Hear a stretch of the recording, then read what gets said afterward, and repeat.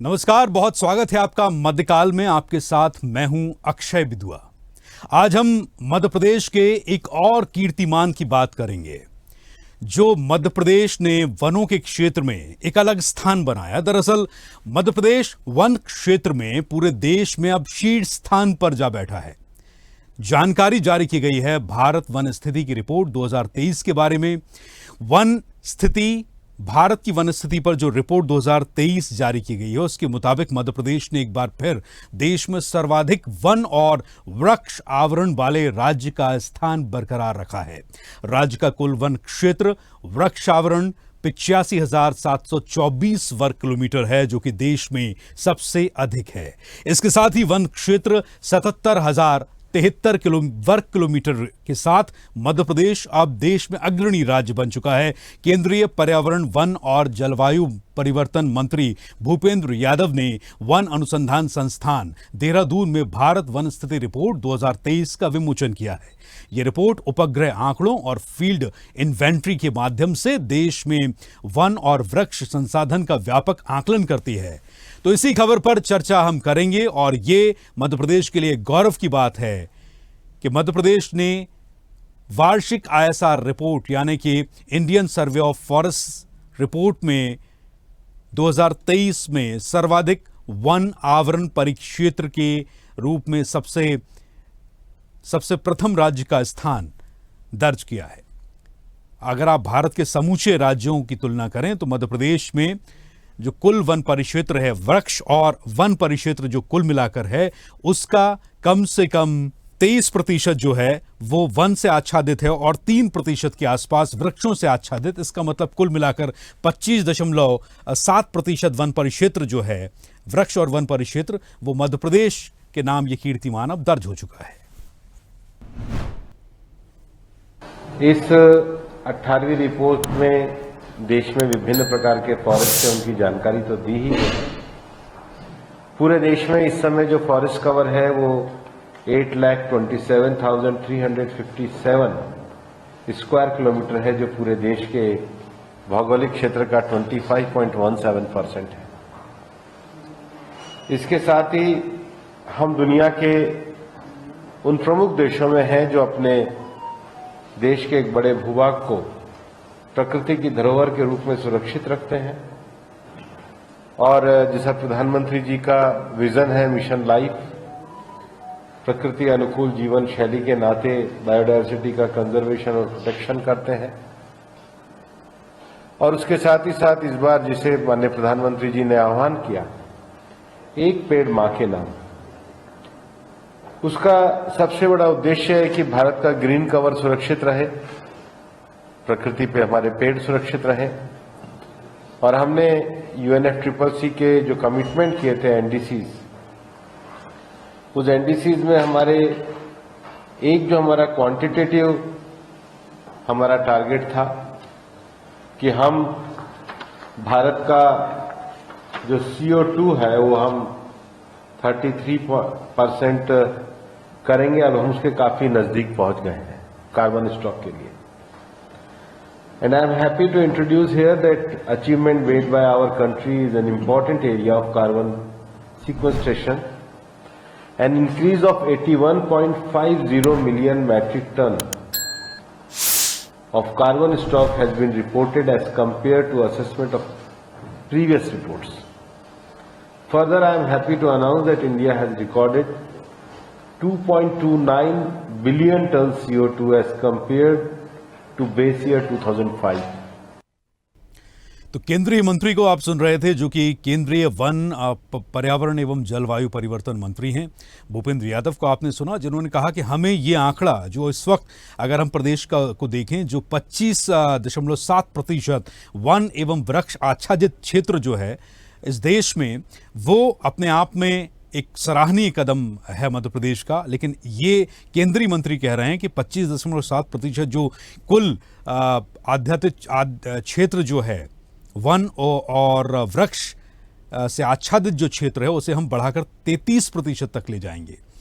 Carbon control करने के मामले में, जलवायु परिवर्तन को कंट्रोल करने के मामले में, नियंत्रण करने के मामले में ये केंद्रीय वन मंत्री का एक अनूठा प्रयास है। और मध्य प्रदेश ने अब देश के कुल क्षेत्रों में जो स्थान अपना बनाया है वो सर्वाधिक है। मध्य प्रदेश का कुल वृक्ष और वन आच्छादित क्षेत्र इस बार जो बड़ा है वो करीब 1447 वर्ग किलोमीटर का बड़ा है। इस समय हमारे साथ सीनियर IFS हैं विभाष के ठाकुर सर, इस वक्त हमारे साथ हैं। आप जुड़ रहे हैं, बहुत बहुत स्वागत है सीनियर IFS विभाष के ठाकुर सर आपका। और साथ ही हमारे दो मेहमान हमारे साथ, wild life expert Ajay Dubey मेरे साथ हैं और देवदत्त दुबे जी वरिष्ठ पत्रकार इस वक्त हमारे साथ जुड़ रहे हैं, वो भी इस चर्चा में हमारे साथ होंगे। सबसे पहले विभाष के ठाकुर सर हमारे साथ जुड़ चुके हैं, थोड़ी देर में जुड़ेंगे।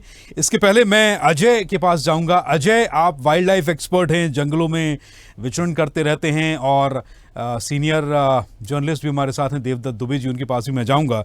तो ये हमारे लिए हर्ष का विषय है अजय, 1445 वर्ग किलोमीटर का क्षेत्र वन और वृक्ष आच्छादित क्षेत्र जो है वो मध्य प्रदेश में बड़ा है। इस रिपोर्ट को यदि आप बारीकी से देखेंगे जी तो इसमें मध्य प्रदेश का जो डेंस फॉरेस्ट है वो कम हुआ है। अच्छा।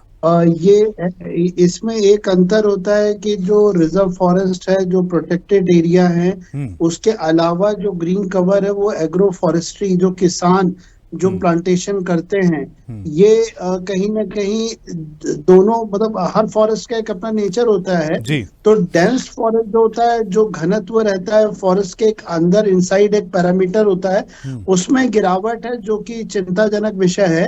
और इसका एग्जांपल ये है कि जितने हाईवे बन रहे हैं, जो भी डैम बनता है, जो भी पावर प्लांट बनता है वन क्षेत्र में, तो वो जो पुराने जो वृक्ष हैं हम उनको खोते हैं। मैं अभी 25 तारीख को केन बेतवा प्रोजेक्ट का शिलान्यास है, मैं आपको बता दूं करीब 7 लाख पेड़ जो हैं उसमें बर्बाद हो जाएंगे। 40% जो टाइगर रिजर्व पन्ना का इलाका है 200 स्क्वायर किलोमीटर, वो उसमें डूब जाएगा।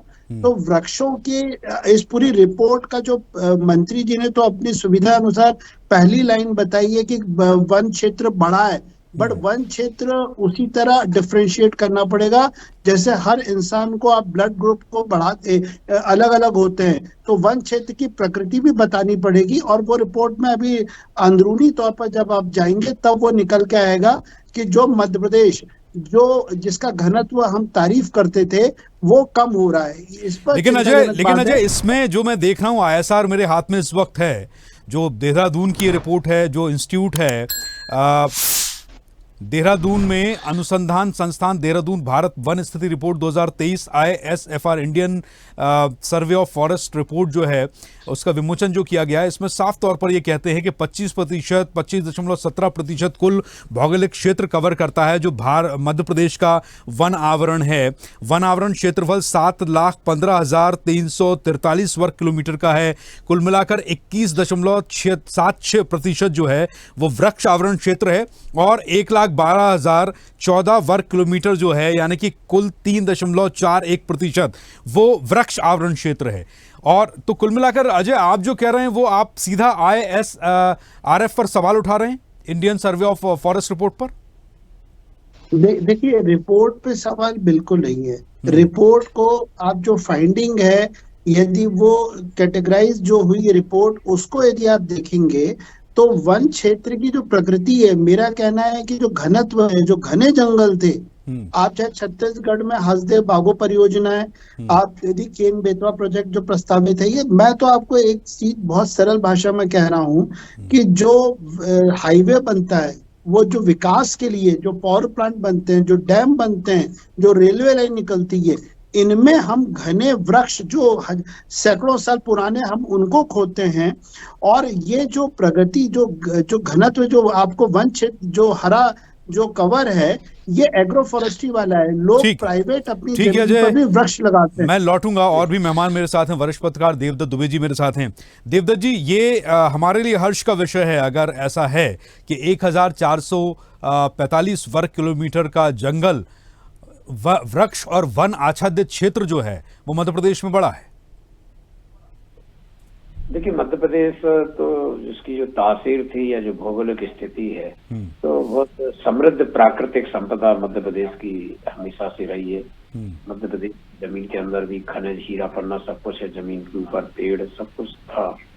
और आप देखेंगे कि जनसंख्या का घनत्व कम था, लेकिन ये वाला पेड़ों का घनत्व ज्यादा था। हम व्यवहारिक रूप में देखते हैं तो जब कॉलोनियां कट रही है, रोड बन रहे हैं और बहुत सारी चीजें जो डैम बन रहे हैं, उसमें नुकसान तो अंतर्गत पेड़ों को होता है। लेकिन इसके बावजूद यदि रिपोर्ट ये कह रही है तो ये बड़ा एहसास है हमारे लिए कि बहुत अच्छा हो रहा है यदि ये रिपोर्ट इस तरह के आंकड़े दे रही है, क्योंकि फॉरेस्ट का बहुत सारा जो काम है वो जंगल को बचाने और जंगल को लगाने का बहुत सारी सरकारें अभियान चलाती हैं, व्यक्तिगत तौर पर भी अभियान चलाते हैं जागरूकता लोगों में। तो यदि ये तो ये बहुत अच्छी बात है, लेकिन हम जब अपनी खुली आंखों से व्यवहारिक रूप में देखते हैं तो जहाँ खेत थे, जंगल थे, या तो वहाँ कॉलोनियां हो गई, या चौड़े चौड़े रोड हो गए, या कहीं डैम बन गए, तो व्यवहारिक रूप में समझ में नहीं आता कि कितना बड़ा होगा। लेकिन रिपोर्ट आई है तो ये बहुत अच्छा। देखिए, मेरे लिए जो हर्ष का विषय है वो ये है कि मेरे हाथ में जो रिपोर्ट है, ये ISFR जो है, Indian survey of forest report जो है, क्षेत्रफल के आधार पर सर्वाधिक वन और वृक्ष आवरण वाले राज्यों में मध्य प्रदेश अग्रणी है, जिसका क्षेत्रफल कुल जो जाता है वो यानी कि हरे भरे वृक्ष और वन आच्छादित जो हैं उनका दोनों का मिलाकर 85,724 है। जबकि आप अभी तक हम मानते थे कि नॉर्थ ईस्ट में बहुत नेचुरल ब्यूटी है, बड़ा ही प्रकृति समृद्ध राज्य है, लेकिन नॉर्थ ईस्ट में अगर आप अरुणाचल देखेंगे, उत्तरी पूर्वी राज्यों में, तो 67,083 वर्ग किलोमीटर हो गया, यानी कि हमसे नीचे हैं। इसके अलावा महाराष्ट्र में भी 65,300 वर्ग किलोमीटर है। इसके अलावा मध्य प्रदेश अगर आप इस संदर्भ में देखेंगे तो कुल मिलाकर 85,724 और 77,073 वर्ग किलोमीटर सिर्फ जंगलों से आच्छादित हैं हम, यानी कि इसमें जो नेचुरल फॉरेस्ट हैं उनकी संख्या 85,700 वर्ग किलोमीटर में, यानी कि हम लगभग 86,000 या 85,000 ही अगर हम लेते हैं तो 77,000 तो वर्ग किलोमीटर तो जो है वो कुल वनों का क्षेत्रफल आ जाता है। और इसके अलावा अरुणाचल 65,000, छत्तीसगढ़, जबकि एक वक्त था जब हम मानते थे कि छत्तीसगढ़ में बहुत ज़्यादा जंगल हैं, दंडकारण्य हैं और बहुत सारे ऐसे डेंस फॉरेस्ट थे जिनकी तुलना होती थी, वो आज 55,812 वर्ग किलोमीटर पर सिमट गए हैं। तो अजय जो बात कह रहे हैं वो हो सकता है कि वो एक चर्चा का विषय हो, लेकिन अभी कुल मिलाकर जो ये रिपोर्ट कहती है, क्योंकि एक पूरे अनुसंधान की रिपोर्ट है, और मैं अपने दर्शकों को ये भी बताना चाहूँगा कि ये जो रिपोर्ट है वो ऐसे ही जारी नहीं की जाती है। इसका जो पैरामीटर हैं, जो इसके मानक हैं, वो मैं आपको बता देता हूँ कि दरअसल ये जो रिपोर्ट है वो उपग्रह पर आधारित होती है, यानी कि जो उपग्रह होते हैं, सैटेलाइट इमेजेस जो होती हैं, उससे ये रिपोर्ट ली जाती है। इसके अलावा जो फील्ड इन्वेस्टिगेशन होते हैं, जो इन्वेंट्री होती है फील्ड की, उसका भी इसमें मानक, इसके नमूने इसमें इकट्ठे किए जाते हैं। तो एकदम से अगर ये कह दें हम कि इसमें इस रिपोर्ट के अस्तित्व को अगर हम झुटलाना चाहें तो ये तो मुमकिन नहीं है।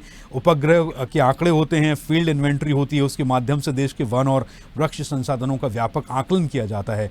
तो अजय, ये तो तय है कि जो आप कह रहे हैं नुकसान की अगर हम बात छोड़ दें थोड़ा सा हटकर, और रिपोर्ट कर हम पॉजिटिव साइड देखें, तो जो कोर फॉरेस्ट है वो करीब 85,000 में से 77,000 किलोमीटर का कोर है। और जो आपने कहा कि इसमें किसानों के लगाए हुए वृक्ष हो सकते हैं, या इसमें क्योंकि दो तरीके के आंकड़े हैं, वन आच्छादित क्षेत्र अलग आइडेंटिफाई किया गया है करीब 9,000 किलोमीटर का, 85,000 किलोमीटर में से 77,000 सिर्फ वन है।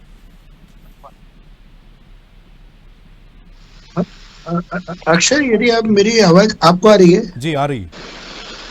हाँ, देखिए, मैं भी अभी इस रिपोर्ट पर एक टिप्पणी पढ़ रहा था जी। मेरा ये कहना है कि जो रिपोर्ट है, यदि आप उसको, इसी रिपोर्ट को हम विश्वसनीय मानते हैं, और इस रिपोर्ट में सैटेलाइट और फील्ड इन्वेस्टिगेशन का जो आप बता रहे हैं वो ठीक है। इसी रिपोर्ट में ये लिखा है, जो मैं घनत्व की बात कर रहा हूँ, डेंस फॉरेस्ट, वो ये रिपोर्ट ये लिखती है कि 3,656 स्क्वायर किलोमीटर डेंस फॉरेस्ट जो है वो घटा है। तो देखिए, वृक्ष ग्रीन कवर एक बड़े होराइजन की आप बात करते हैं कि बड़ा एक उसमें आंकड़ा है कि भाई हरियाली बढ़ी है, लेकिन उस हरियाली में जो हमारे लिए जो पुराने जो पेड़ थे जो डेंस था वो इलाका तो डेवलपमेंट अजय, मैं बलि चढ़ा है। मैं बिल्कुल अभी लौटता हूं आपके पास। इस वक्त सीनियर आईएफएस हैं विभाष के ठाकुर सर इस वक्त हमारे साथ जुड़ रहे हैं। विभाष जी, बहुत स्वागत है आपका स्वदेश न्यूज में सर। और वन मेला इस वक्त मध्य प्रदेश में चल रहा है। वनों की एक और बहुत अच्छी खबर आई है कि वन परिक्षेत्र जो है मध्य प्रदेश में बढ़ा है। देश में वनों का के मामले में मध्य प्रदेश ने एक अव्वल दर्जा हासिल किया है। अभी वन मेला चल रहा है। वन औषधि को लेकर इस बार आपने जो थीम रखी हुई है वो महिला सशक्तिकरण रखी हुई है सर। ये भी एक सराहनीय कदम है। इसके बारे में थोड़ा हमारे दर्शकों को की जानकारी बढ़ाएं।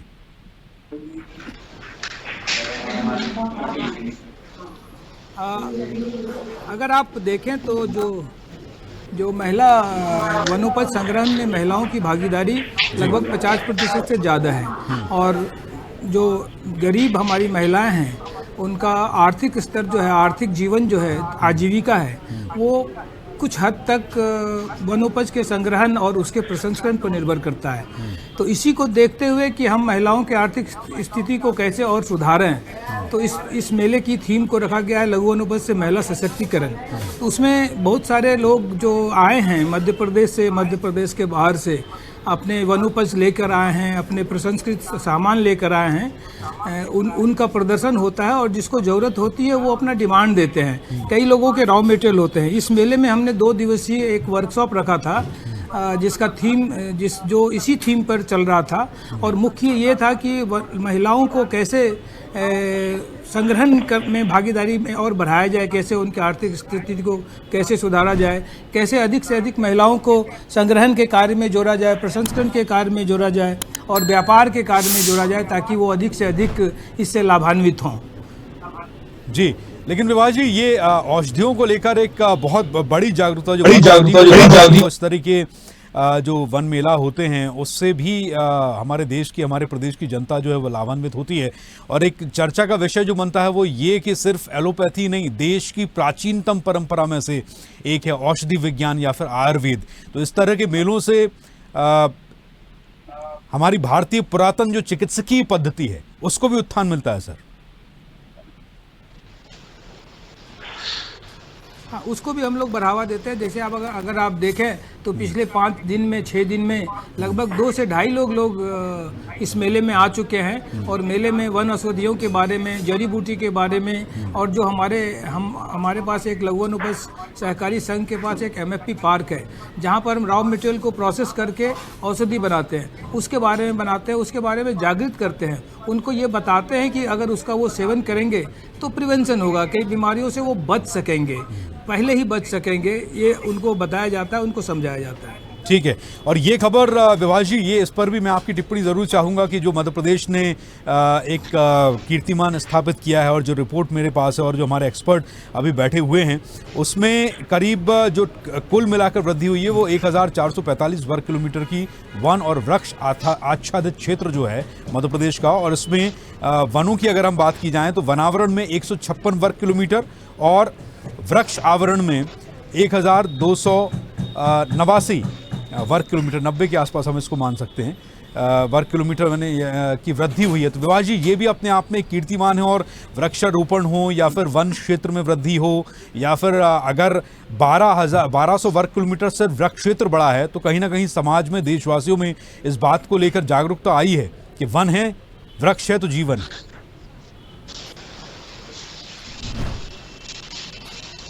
हाँ, ये तो सर विदित है कि वृक्ष है तो जीवन है, वृक्ष है तो पानी है, पानी है तो जीवन है।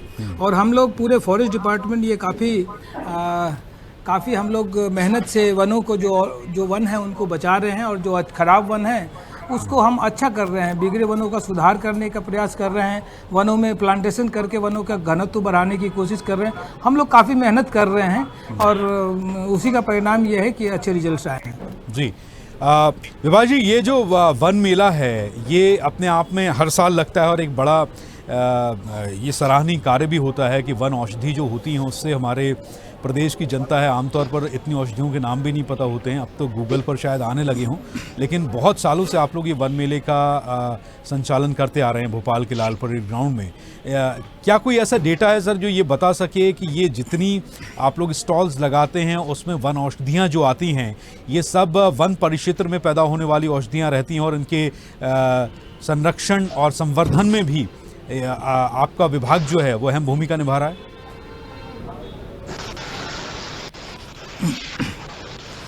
लगभग 80 से 90% जो वन औषधियाँ आती हैं यहाँ वो वनों से ही आ रही हैं। वनों के क्षेत्र से ही हमारे जो गरीब आदिवासी हैं वो उनका संग्रहण करते हैं और वहाँ से संग्रहण करने के बाद हमारे मेले में लाते हैं और उसके संरक्षण के लिए पूरा विभाग जो है उस पर हम लोग कार्य योजना बनाते हैं संरक्षण के लिए। और लघु वनोपज संघ भी जो लघु वनोपज है, वनों में लघु वनोपज है, उसके संरक्षण की दिशा में हम लोग भी काफ़ी कार्य कर रहे हैं। ठीक है, समय की न्यूनता है। बहुत बहुत शुक्रिया आपका विभास ठाकुर जी मेरे साथ जुड़ने के लिए। Wild life expert Ajay Dubey और वरिष्ठ पत्रकार देवदत्त दुबे जी, आपका बहुत बहुत शुक्रिया हमारे साथ जुड़ने के लिए। तो ये एक अच्छी खबर है मध्य प्रदेश वासियों के लिए कि आपके कुल हरित क्षेत्र में करीब 1445 वर्ग किलोमीटर का बढ़ावा हुआ है, उत्थान हुआ है और हम सब प्रदेशवासियों को इससे ये प्रेरणा भी लेनी चाहिए कि आप वन लगाते रहिए, क्योंकि वन है, वृक्ष है तो जीवन है। और अपडेट्स के लिए लाइक, फॉलो, शेयर जरूर करें। साथ ही YouTube पर बेल आइकन दबाना ना भूलें और विजिट करें हमारी वेबसाइट swedeshlive.com पर।